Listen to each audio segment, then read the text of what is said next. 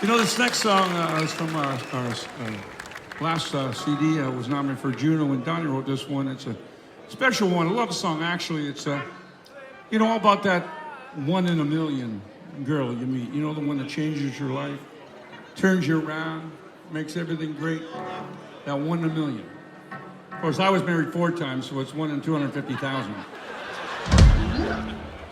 But I love them all. This one for you. I hope you like it.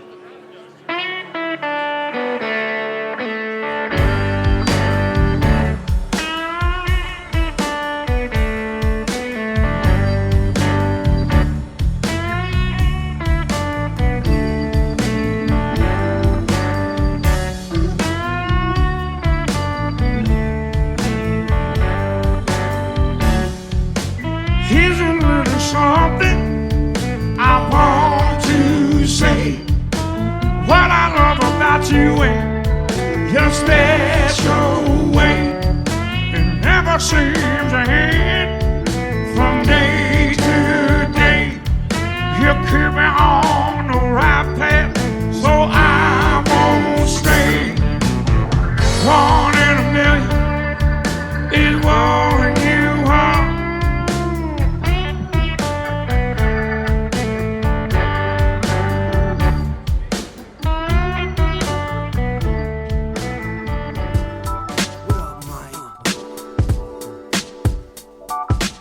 So, VK on the beat, check. I'm in Toronto where you wanna get the city love. I'm from Toronto where you wanna get the city love. I'm in Toronto like we wanna get the city love. My city love me back for my city love. I'm in Toronto where you wanna Welcome to episode 1576 of Toronto Mic'd, proudly brought to you by Great Lakes Brewery, a fiercely independent craft brewery who believes in supporting communities, good times, and brewing amazing beer. Order online for free local home delivery in the GTA. Palma Pasta. Enjoy the taste of fresh, homemade Italian pasta and entrees from Palma Pasta in Mississauga and Oakville. The Advantaged Investor Podcast from Raymond James Canada. Learn how to plan, live smarter, and invest. Season 7 of Yes We Are Open, an award-winning podcast from Moneris, hosted by FOTM Al Grego. RecycleMyElectronics.ca. Committing to our planet's future means properly recycling our electronics of the past. And Ridley Funeral Home, pillars of the community since 1921.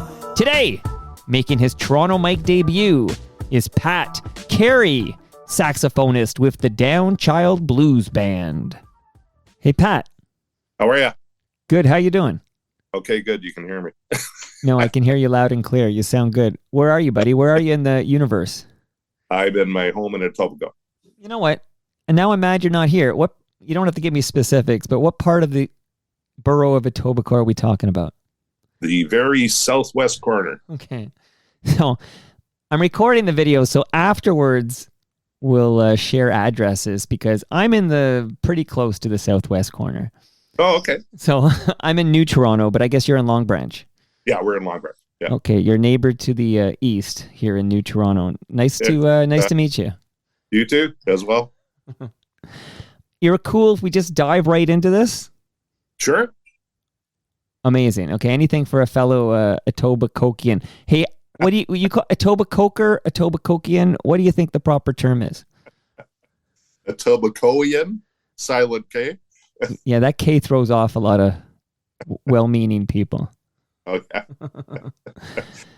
Try and get them to spell it in the U.S. I've given up with that whole country. So. That's another podcast, right? Yeah, exactly. Pat, after 55 years, 19 albums, and countless awards, the legendary Downchild Blues Band is on their farewell tour, performing November 12 and 13 at Hughes Room Live. It's the end of an era. Please, why is Downchild shutting it down? Why are they calling it quits after 5 decades? Well, nobody's young anymore by any means. Some of the guys are pushing the age of 80, and it just gets tougher as you get older to do it. Right? So it's just time to wrap up the live performing before you're shouting out Ridley Funeral Home. Yeah, that's pretty well it. But all of us, most of us got the what I guess I would call the side band at Downchild. We play in a bunch of different bands, and we'll continue to do that. So now I just saw yesterday. I saw Bruce Springsteen in the E Street Band. Right. Now Bruce is 75, but I mean this guy he goes hard for 3 hours. Okay, I don't know if I saw him take a sip of water. He doesn't. It's unbelievable. Like my mind was blown. I my first ever time seeing him live. Have you seen him live? No, I never got the chance to see him live. No. Well, this was my first go, and I'm still kind of like in shock by it was unbelievable, like so inspiring. But he's called the boss for a reason, right? So it doesn't matter if Max Weinberg wants to keep going. Bruce decides when the band is done. Is there any similar nature in Downchild Blues Band? Like maybe Pat wants to keep going, but he's not the boss. No, I wouldn't say that type of situation exists in Downchild. Springsteen is notorious for doing concerts like 4 hours and 4.5 hours sometimes. Right. Well, last night he started late, which is very rare for him because he's usually pretty punctual. But I was worried for a moment when we hit. It was 11:45 or something, and I remember the last GO train to Mimico Station runs at like 12:17 or something. Right. And I was like, oh. A 7:30 start. I didn't think I'd have to worry about catching the last train to Mimico at 12:17. Yeah, exactly. Yeah. And it's different days now for us. In the old days, we'd be playing clubs in the U.S. and you'd be doing 3 1-hour sets, and you'd be playing till 3 a.m. sometimes. So these days for us, it's mainly theater performances, and they are generally speaking 90-minute sets. So we have a band that's 55 years old, but you, Pat, have not been in the band for 55 years. No, I joined Downchild in June of 1985. So maybe we start off with just a little history of the band for those who maybe are ignorant, and then we can dive into like who you are and your role in it all. But Donnie Walsh, who I'm told does not do press. Is that true? Because if I find out that's a lie, I'll be so angry. No, that is correct. Yeah. Okay. So Donnie Walsh sends in Pat Carey as his proxy. There you go. Well, I guess with my almost 40 years with the band, right? I know quite a bit of what was going on. So, I forget 1985 was almost 40 years ago. Yeah, exactly. It's insane. Okay, so Downchild Blues. I always want to put an S on that. The Downchild Blues Band forms in 1969, and it's Donnie Walsh, of course, still with the band, and his brother. I mean, what do you know about the history of this band? Well, yeah, the band started with Donnie and his brother Hawk, Jim Milne on bass, I believe Cash Wall on drums, and Dave Woodward on saxophone. And Dave went on to play with Powder Blues Band when he moved to Vancouver. And Nat Abraham, I believe, was the other sax player. So it was the only rhythm was guitar, no piano in those days. And then one of the great stories, and I'd love to hear it from an actual member of the band. That's you, Pat, not me, that's for sure. But the Blues Brothers. Okay, I'm sure you're sick of talking about this. Every time you do an interview to promote this farewell tour, they want to talk about Dan Aykroyd and the Blues Brothers. But can you, for the record, just share with us, how does the Downchild Blues Band influence Dan Aykroyd's Blues Brothers? Well, in the 70s in Toronto, Dan was running what was called the Booze Can at the time, which is an after-hours club on Queen Street.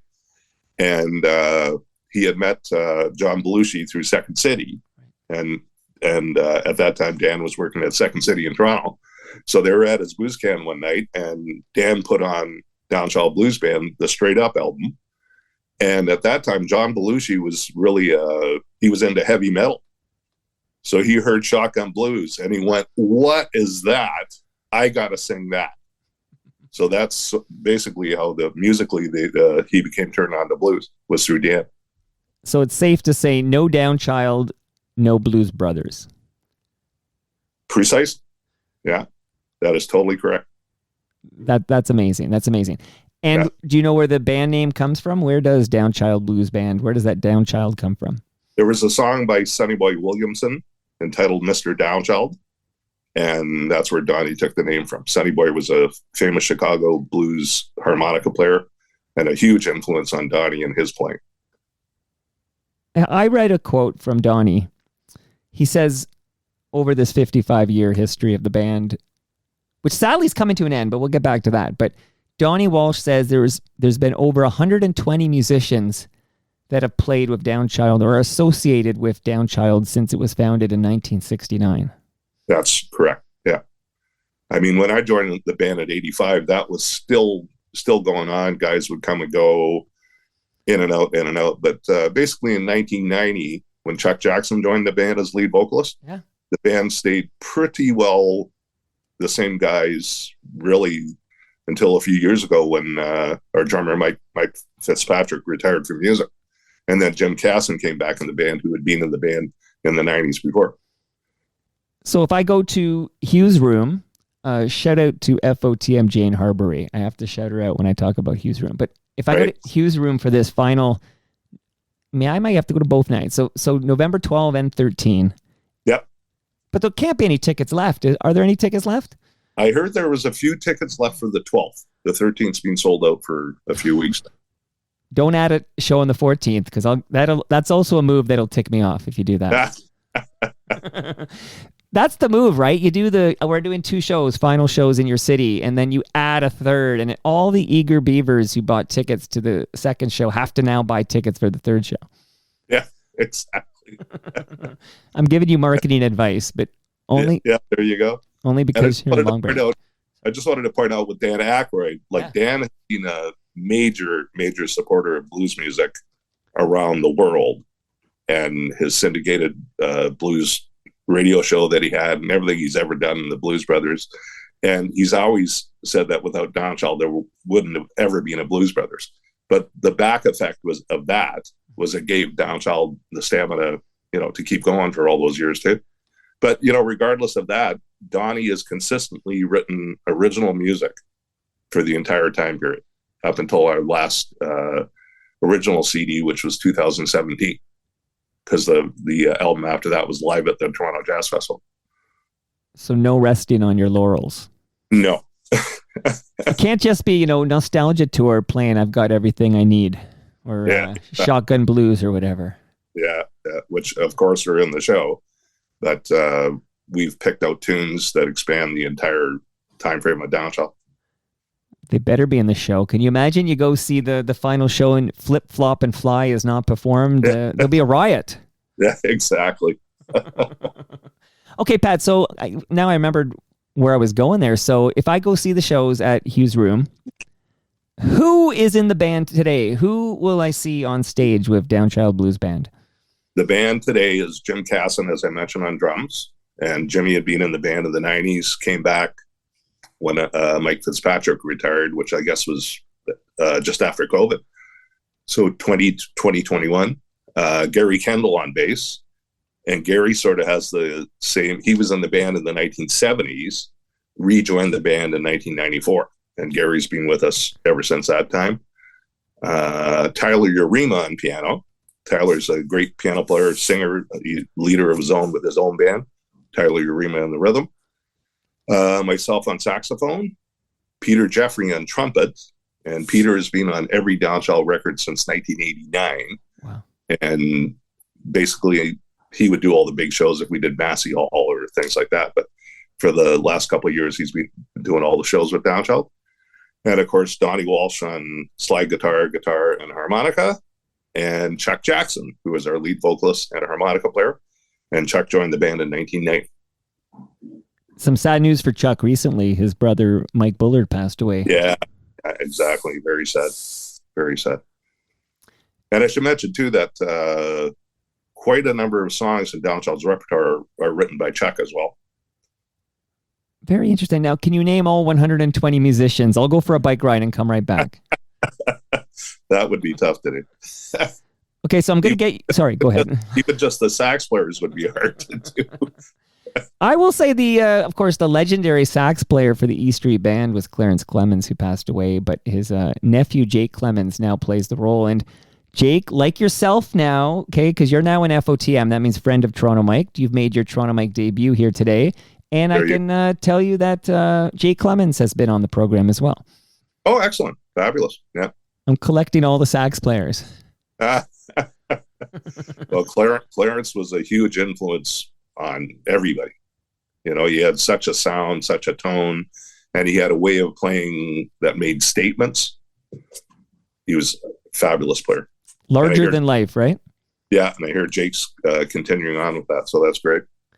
No, Jake's doing a great job. It was a fun seeing him last night.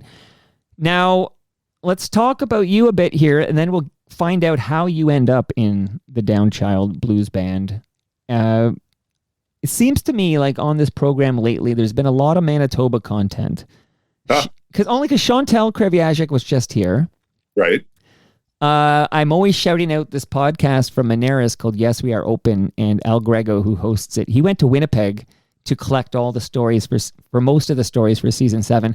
And there's also, we did an episode about with a gentleman who wrote a book on the Guess Who. He's from Winnipeg. His name is Robert Lawson. I think there's been a lot of Manitoba content lately, and this is no exception because you're a Manitoba guy. Absolutely, yeah. I was born in the Pas, Manitoba, went to high school in Thompson, Manitoba, and went to university in Winnipeg. Okay, I'm checking with Danny Graves from The Watchman. He said that qualifies. You are definitely a Manitoba man. That's for sure, especially being from the north. My goodness, it's a province I haven't visited yet, and I would like to. Yeah. Go in the summer, of course. I would. You know, Torontonians always hear about these like mosquitoes the size of like small airplanes. Yeah, I was going to say either it's cold or it's mosquito season. So. Sounds like a beautiful place to be. Yeah. All right, so go ahead. The cool thing about Winnipeg, when I started at University of Manitoba when I was 17 years old, and in the city of Winnipeg at the time, there was 3 full-time big bands that played all over the city.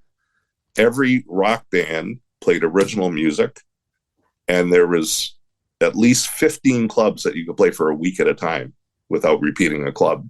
Had a very active music scene, the Winnipeg Symphony, the Rainbow Stage Theater. It was just incredible, the amount of stuff going on in Winnipeg at that time. Much more than the Guess Who. Yes. Those 3 bands. Can you name those 3 bands? The 3? Well, I thought I heard you say there were 3 bands playing original music, or no? No, 3 big bands. 3 big bands. Okay, can you name them? Yeah, the Jimmy King Orchestra, okay, the Ron Paley Big Band, and the Kerry Cluner Big Band. Okay, good. See, So, you're talking about bands with 20 people in them. Right. You know, for a city the size of Winnipeg, that's, it's unheard of. In Toronto, there might be 2 big bands that perform regularly at this time. Right? Can you name them?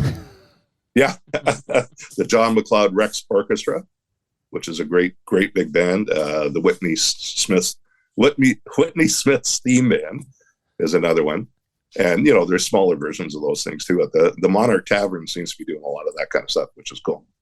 Very interesting. See, I like to learn on these programs, so you're educating me. Very interesting. Now, educate me. I'm going to get you, and I hope I don't butcher the name of this band. I'm going to call this band Rocky Roulette. Absolutely, yeah. It's tough to mess it up, right? Yeah. Maybe give me a little taste. Like, when did you realize you had this gift and you wanted to be in music and be a musician? And then tell us a little bit about joining Rocky Roulette. Yeah, I mean, my father was a doctor, but he loved music, and he played piano and drums and violin. My mom played piano. All my brothers and sisters played piano. My sister played flute. At any house party in the Pas, there'd always be a little combo of guys playing live music and people around singing and dancing. So it was constantly around me. And then when I was 13, my father took me to see Count Basie in Winnipeg. and Eddie Lockjaw Davis was playing sax at the time. And it just, at the age of 13, I was just blown away. And I went, I want to do that. Because Eddie went out front to the front of the stage. He did about 20 passes on a blues. He didn't repeat like one kind of idea. He just kept coming up with new ideas and stuff.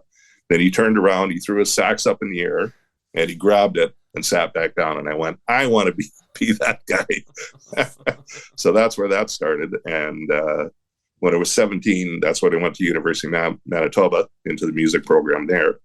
Unfortunately, in Winnipeg at the time, there was no jazz or program. And at the time, there was one blues band in the whole city of Winnipeg at the time. So, I was playing everything, rhythm and blues, jazz, playing weddings, playing Rainbow Theater.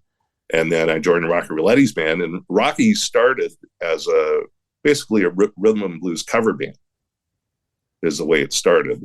And that evolved where he started writing a bunch of original music. So in 1982, we won the Trans-Canada Rock Contest. Okay, tell me a little bit about this, because I know this will secure you a recording session with Bob Ezrin, which is amazing, okay? Yeah. What exactly was the Trans-Canada Rock Contest? It was. I can't remember if it was actually sponsored by A&M Records, but I think it was. And, they would get the recordings, they would pick the winner for Canada, and then you would get 24 hours with Bob Ezrin and his engineer Ringo. So they flew to Winnipeg. We had exactly 24 hours to do, in those days, a 45 record, an A and B side. And it was, amazing to watch those two guys work because in those days, nothing was digital, obviously.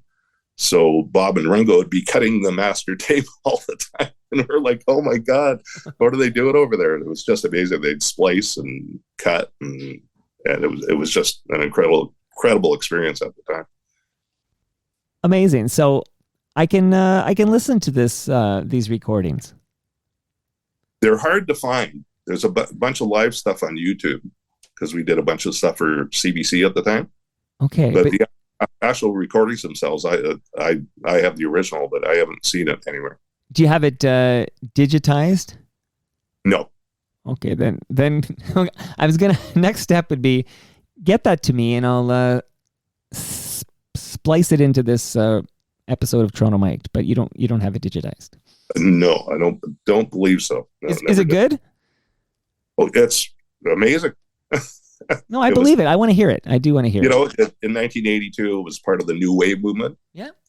So like that band had two female vocalists, Rocky singing, plus a 5-piece band behind them. Yeah, could you compare it to a band? I'm thinking, like, does it sound like Blondie? What do I hear in my head? No, less poppy than Blondie. Is it Spoons? What are we hearing here? Maybe a bit of the Cars. Okay. Yeah, but serious Cars. Yeah. Serious Cars. Okay, love it very much. Okay, now while you're a member of Rocky Rouletti, you guys opened for a reunion of the Guess Who?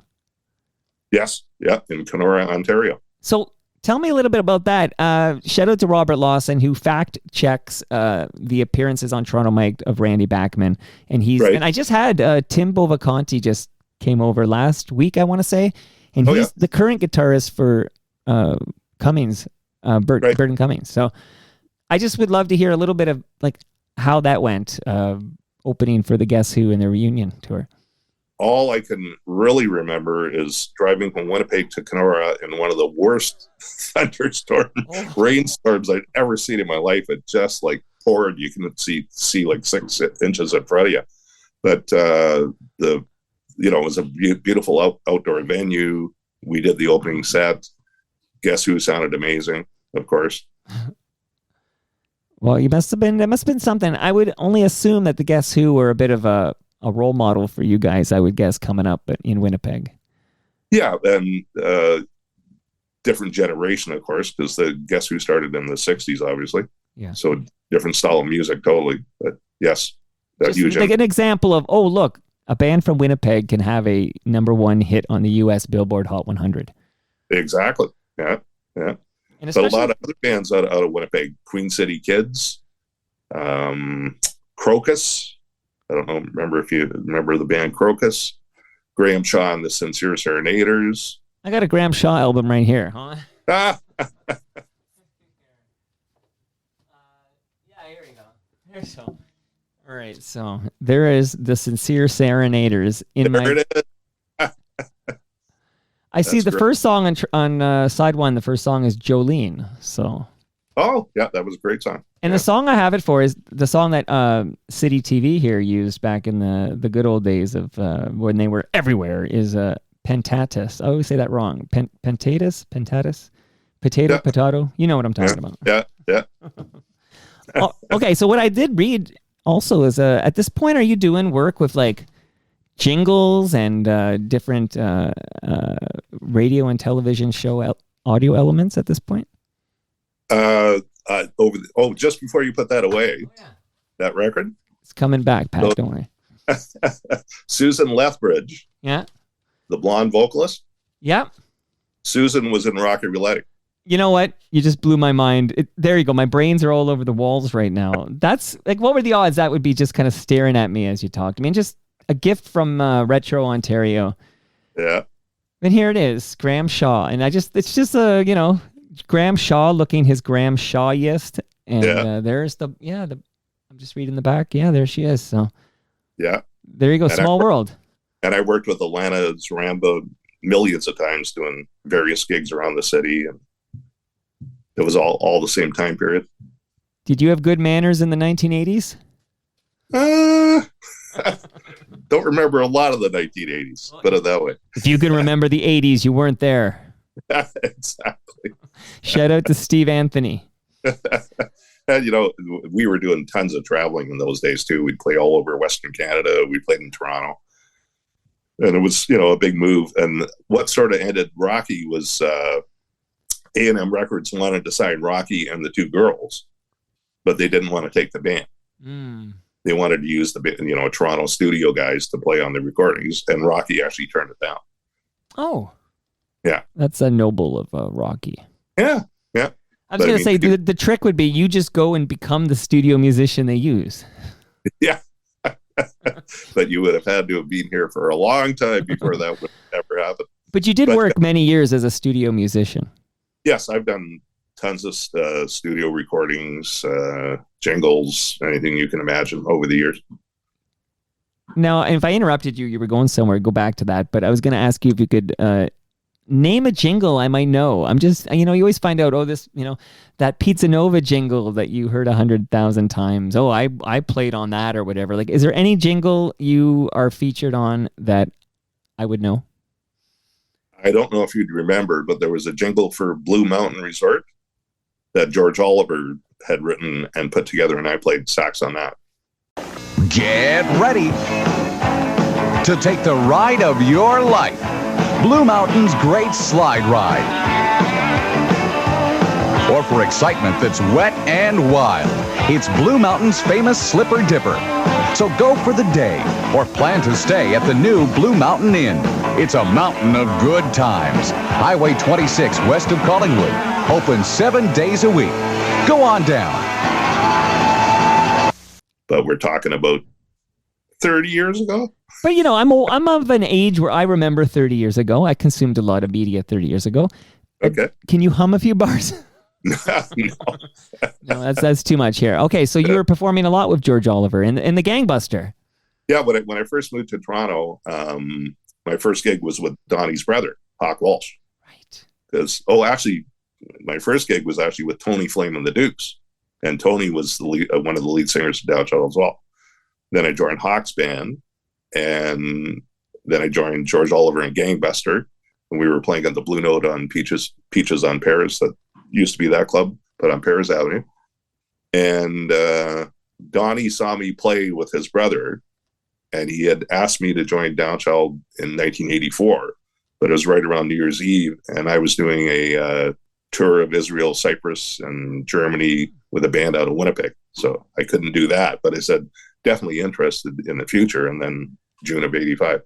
But also, I remember George Oliver asking me at the time, he said, because, I was subbing out to do Downchild gigs, and he was, you got to make a choice. Are you going to stay with me or go with Downchild? And I said, well, George, I have to go with Downchild. We're, putting out records and playing original material, and et cetera, et cetera, et cetera.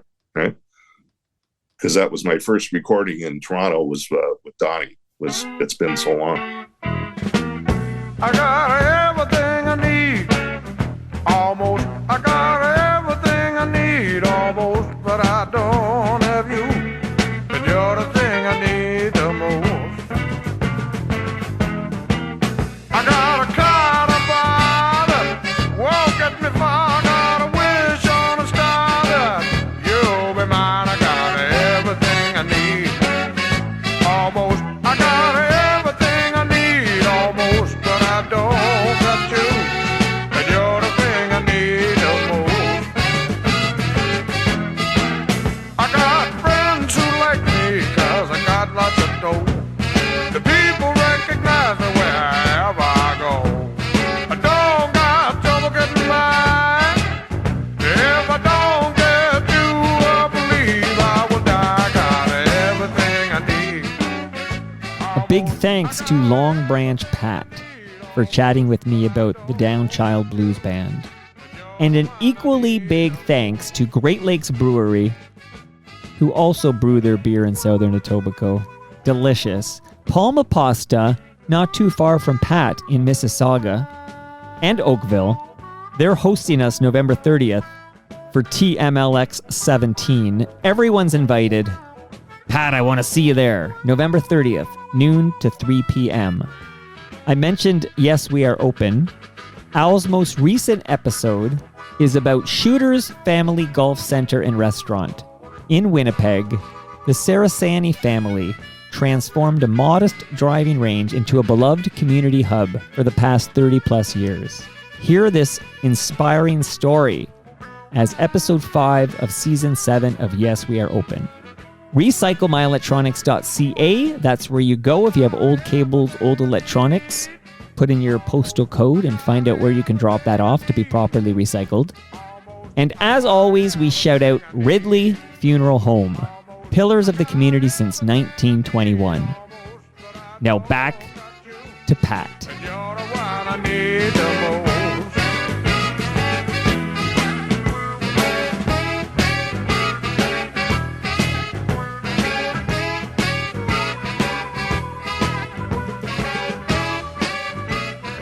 Goodness gracious, I'm just glancing at all these awards you've won through the years. Like you've won, and I'm just going to assume, in the spirit of A Christmas Story, that this is a prestigious award. Okay.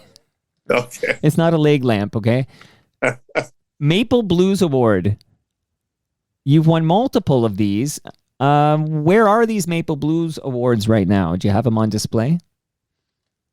I don't know if you'll be able to see, but I actually do. I'm going to see if I can see. We got Maple Blues Awards and a Juno Award. What's the Juno for? That was for Downchild's album, Can You Hear the Music? Yeah, that was probably 92 or something like that, or? No, that was in the 2000s. 2000s, okay. Probably 2011, maybe. Okay. With all the Maple Blues Awards. Wow. A bunch of teaching awards that I won. A Jazz Report Award that Downchild won in the 90s. And the Juno. Good for you, man. Yeah. Well, it's good to be recognized. You're doing it, I'm sure you're doing it for love of the art, but to be recognized like that, it just must feel good.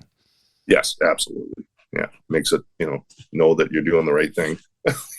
Well, even, you don't need to win awards, though. I say that as a podcaster who never wins any awards, but I get to talk to interesting people like you. Although I'm, just to be full disclosure here, usually I'm like, Pat Carey's in, I don't know, he's in Winnipeg or something. So that's a long drive to New Toronto. Of course, we got to do this on Zoom. But I'm just thinking about you in Long Branch and wondering how come we're not in the same room right now. Right. The question probably never got asked. Well, I know I asked a certain person we know and love, definitely asked for, but here we are. So let's make the most of it. So tell me about the Jazz Navigators. Yeah, that's as I say, in Winnipeg, there was so much different music going on. I was playing with Ron Paley, and Ron Paley is the king of Winnipeg jazz. And jazz music, from the time I saw Count Basie, that was always in my heart. And I'm playing in a blues band, so it seemed, to certain people, well, why is he trying to put out a jazz record? Well, was my true love. So I put out 2 albums with the Jazz Navigators. And then in 2008, one thing I've always loved is the B3 classic trios with saxophone. Guys like Jimmy McGriff, Groove Holmes, Joey DeFrancesco in the modern age. So I went down to New York City. Jake Langley was living in New York at the time, so Jake produced it for me. And that was called Jumpin' in Jersey. So that was more blues influenced jazz, which is, that's got a special place in my heart as well. Geez, and you've performed with some heavyweights. I was just glad. Maybe shout out some who are some of these legends? Many no longer with us, sadly, but some of these legends that you performed with. Well, in Winnipeg, with the Winnipeg Symphony, they would augment the symphony by bringing in a big band with the symphony. So, I was 19 years old playing third alto in the big band, and we backed up Tony Bennett, Lionel Hampton, Sarah Vaughan. It was just, Mel Torme was another one. Wow. So at the age of 19, I was like, oh my God, this is just incredible. Then the funniest one I did was I backed up Rodney Dangerfield. So the band for him was an upright piano, drums, and saxophone. And that was it. But okay, so I did have a cassette of Rodney Dangerfield where he had I remember there was a cut on that called Rappin' Ronnie. Oh, yeah. Rappin' Rodney, sorry. Rappin' Ronnie, I think, is the Simpsons parody where Ronald Reagan has... Right. But Rappin' Rodney definitely, he just does his, I got no respect at all, and whatever, and it's all like his rap song. But what album is Rodney Dangerfield recording with you playing? This was just a live concert at the Winnipeg Concert Hall. Okay. And he did 2 shows that night, both sold out, of course.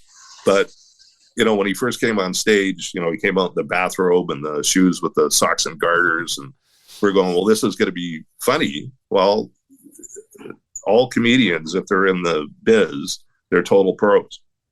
So it wasn't, the rehearsals were, this is what we're doing. This is how it goes. You do this, you do that, you do that. Very matter of fact and very professional. And Dan Aykroyd is the same way as well. Always a total pro. And he introduced the Tragically Hip on Saturday Night Live, but he never got Downchild Blues Band on Saturday Night Live, right? No, that never happened. It's not too late, though. It's almost too late, though. We're close to it being too late, is what I'm saying here. But, Dan has been such a great supporter over the years. I played with him live on stage, 30 times. Wow. And always a total pro and great to be around. All right, and speaking of legends, we could talk about Leslie Gore and Buddy Guy and all these legends, but Colin James. Yep. So, what's your relationship like with Colin James? Colin has been our guest on a number of occasions. I think the first time he was a guest with us, we were playing the Notodden Blues Festival in Norway. So we went over, and Colin was the guest with us for that show. So that's how that kind of started. And then, he's been our guest at Massey Hall. He's been our guest out west on a number of occasions. And the funniest one I ever did with Colin, it was a halftime show at the Argonauts game. And there was no charts, and it was pre-recorded. So there's 3 of us horn players. We're just kind of standing there, not really knowing what to do. Then on the Jumbotron, there's a shot where this big horn shot comes on the recording, like, meow, and the 3 of us are standing there. That's great.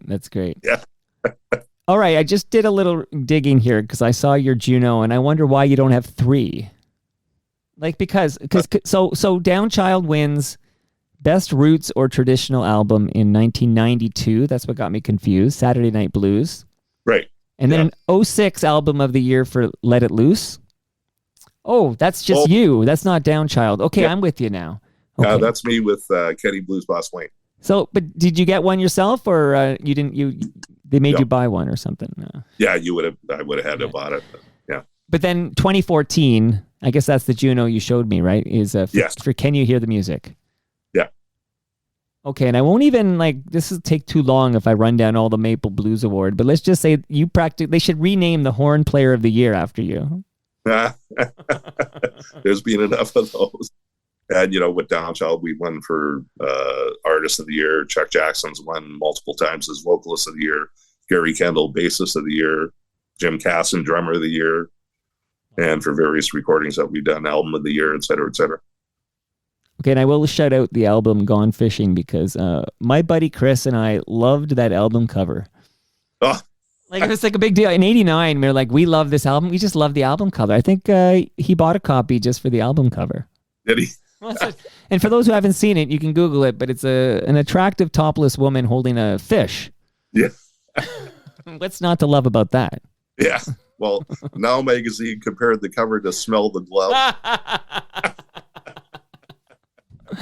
But for a 14-year-old, we thought it was pretty sophisticated stuff there, to be honest. Okay, so now back to where we started, which is that you guys are hanging it up. So, what? Was there a meeting and somebody said, I'm tired, and then someone said, I'm tired too, and then you said, well, let's call it after this farewell tour?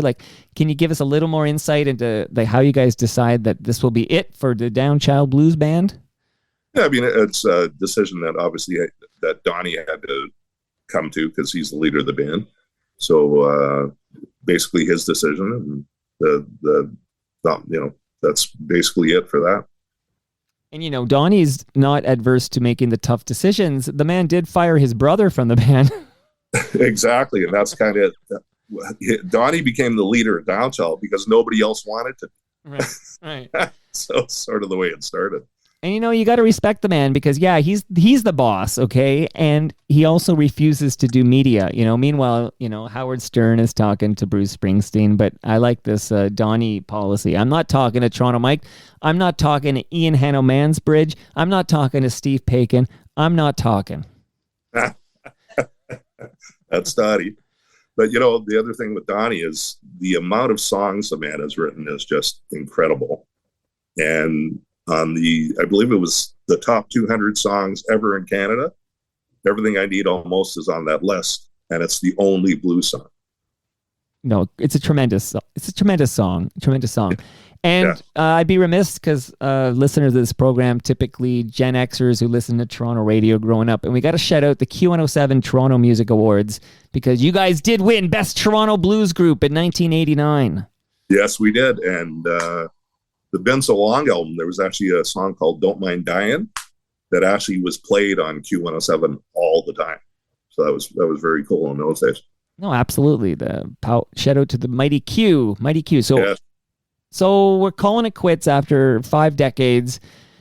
Maybe on our way out, a highlight or two, because you've been with the band since 1985. Maybe not since day one, but that's an awful long time. What will you miss the most about being in the legendary Downchild Blues Band? Well, we've had so many incredible opportunities and experiences. We played in Europe. We played in Scandinavia. We've toured all over. The only place I haven't played in Canada is the Yukon. We've toured from Maine to Key West, Florida 30 times, as far west over as Indianapolis, 30 times as well. But, it's all those special moments like opening for B.B. King at Massey Hall. That's a very fond memory. Another fond memory is playing in Calgary, actually, in this, I think about 1987. And it was Downchild Blues Band with the Otis Rush Band and Dr. John. Wow. And the highlight for the encore was we got to play with Dr. John and Otis Rush. Wow. Buddy Guy's been a huge friend of the band for years. We played Buddy Guy's in Chicago. Things like that they're priceless. But Buddy Guy's still touring, right? Yeah, this was supposed to be his last tour last year, but he's still going. But think about that, Pat. You guys are hanging it up before Buddy Guy. Yep. I know, Buddy's amazing. Well, you guys are amazing. It's not too late to play the Yukon. Why not collect them all? Like, I feel like, no, you guys gotta do your farewell show at the Yukon and then call it quits. There you go. All right, quick question, because I've been wondering this since since I saw Bruce Springsteen last night. So he performed his excellent cover of Santa Claus is Coming to Town. Right. But it was November 6th. So just straight up, Pat, I want the real talk here. Isn't that too early to play Santa Claus is Coming to Town? Yeah, in my opinion, yeah. With Downchild, we've never done that kind of thing, regardless. So. No, you're above that. That's for sure. Well, not above it, but, it's not. Downchild basically is an original band. Yeah. Yeah. We play mainly original music, that like Flip Flop and Fly is a cover. Right. We do TV Mama, which is a cover, Caledonia, which is a cover, but everything else is original music. No, good point. Unlike that hack Springsteen and his... But his version of Santa Claus is Coming to Town is great. It is great. No, Jake does. I noticed the deep voice. What is that called when you have the deep voice that Clarence would do? Goes to Jake now, and I think they're putting an effect on the microphone to get him that low. Like, I think they're cheating a little bit because Jake, who's doing a great job, he doesn't quite have the gravitas, that voice that Clarence had.